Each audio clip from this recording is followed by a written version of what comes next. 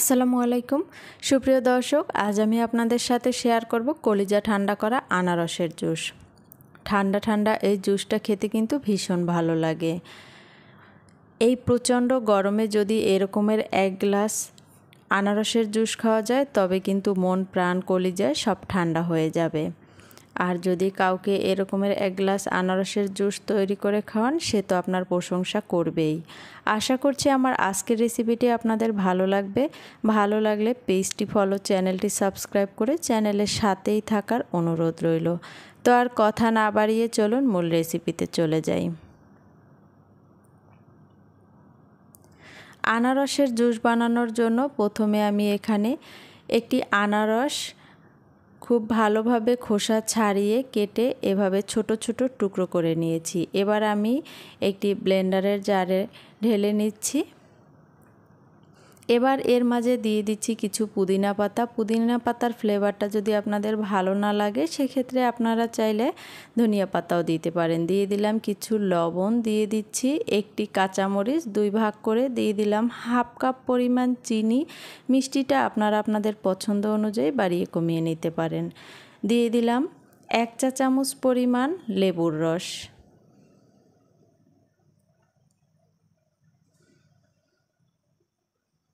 দিয়ে দিলাম সামান্য পরিমাণ বিট লবণ।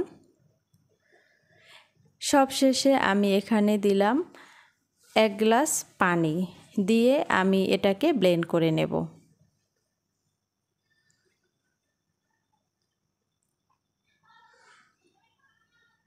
প্রথমে আমি 2 থেকে 3 মিনিট ব্লেন্ড করে নিচ্ছি।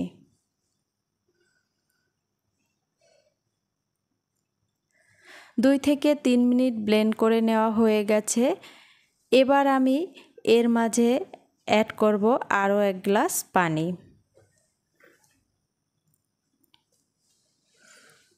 আমি আরও 1 গ্লাস পানি ঢেলে নিলাম। এবার আমি আরও কিছু সময় ব্লেন্ড করে নিচ্ছি।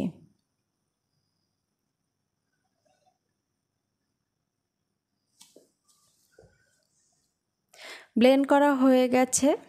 দেখুন আমার আনারসের জুসটা কিন্তু একদম রেডি। এবার আমি জুসটাকে ছেঁকে নেব।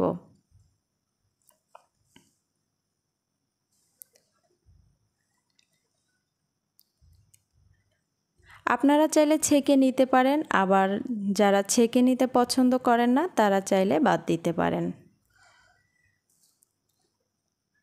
দেখুন কতটা লামস বের হয়েছে, এর জন্যই আমি আনারসের জুসটা ছেঁকে নেই। এবার আমি পরিবেশন করে দেখিয়ে দিচ্ছি। আমি এরকমের একটি গ্লাসের মাঝে ঢেলে নিচ্ছি এবং এর মাঝে দিয়ে দিচ্ছি কিছু আইস। এই জুসটা ঠান্ডা ঠান্ডা খেতে যে এত ভালো লাগে, বাসায় একবার ট্রাই না করলে বুঝতেই পারবেন না। আমার বাচ্চারা খেয়ে তো বলেছে অনেক মজা হয়েছে, আর আমার হাজব্যান্ড খেয়ে তো অনেক প্রশংসা করেছে। আশা করছি আমার আজকের রেসিপিটি আপনাদের ভালো লেগেছে, আর বাসায় একবার হলেও ট্রাই করে দেখতে পারেন।